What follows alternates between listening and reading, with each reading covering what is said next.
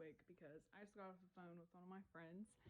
Um, I'm so grateful for friends like Gail. She called me and she's like, "We haven't talked in a couple weeks, and we didn't go to church today because we're still recovering." And she was there, and then they weren't there for a while, and so, I just love that. She just calls me. She's like, "Hey, I just want to bounce some things off you, tell you some things," and I'm grateful for people like that. And she called me while she went grocery shopping. But anyways, she's taken a big step. She is stepping out. The Lord told her to start her own consulting life coaching business, and she is amazing at that. She's one of the smartest people I know, and I'm glad that she's doing that. And I told her, I said, it seems like there's a season right now where the Lord is calling people to do that. It seems like there's more of an entrepreneurial. I have my retainers in, don't. Entrepreneurial, whatever, spirit that is coming over the church, and people who were working for big companies are now stepping out, um, for one reason or another. It's the perfect timing, or they're almost being forced in a way.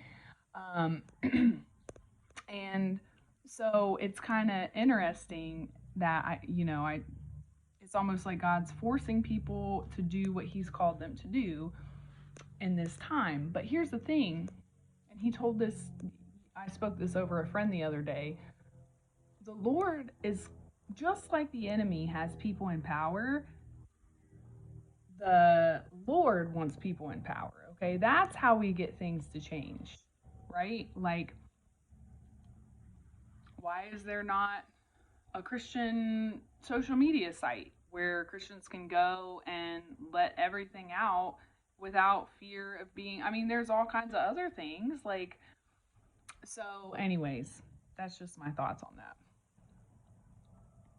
Because these places are going to be hiring people that come out of the system who need a safe space, Christians who need a safe space. And so, you know, I'm grateful that these people are listening to the Lord and doing what he's calling them to do, because there's a freedom, okay? You're more free, you make your own hours, and it frees you up for ministry too. Like, it's awesome. Okay, so anyways,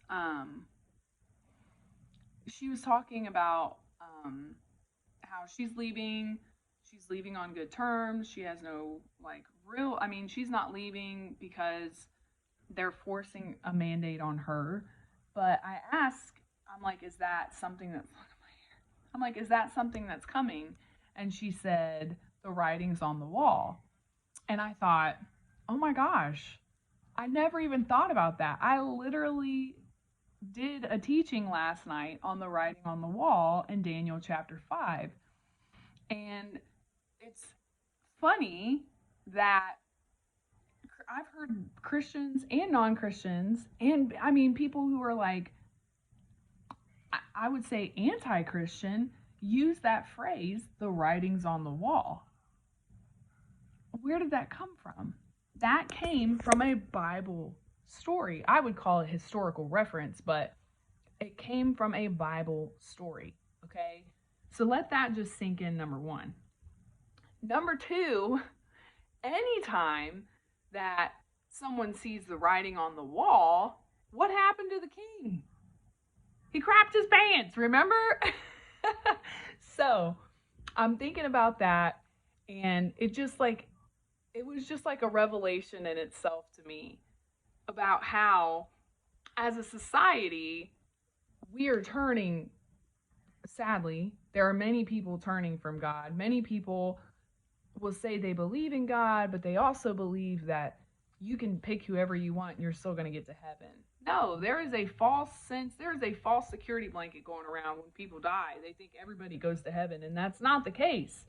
I'm sorry to break it to you. It is not the case. Jesus said, I am the way, the truth, and the life, and no one comes to the Father except through me.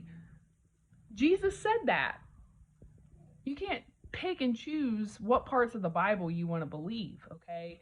So there are some hard things in the Bible. Now, with all that being said, the writing's on the wall for a lot of things. But God, okay? He is going to take care of his people. If he has a purpose for your life, he's going to take care of you. He's going to look out for you. So I pray that this little short video blessed you, and that the revelation is not lost on you, that there are a lot of things in the Bible that society teaches, but they have a way of twisting it. Okay? But the writing on the wall, that is black and white. Like, it's very obvious. But know that anytime there's a writing on the wall, you got to think about King Belshazzar, who crapped his pants. So, I hope that blesses you guys. I'm planning on doing Daniel chapter 6 maybe tonight. I might go live and do that tonight, because chapter 7 is when it really gets into end time stuff, and I'm really itching to get back into that. So, be blessed, y'all. Have a great day.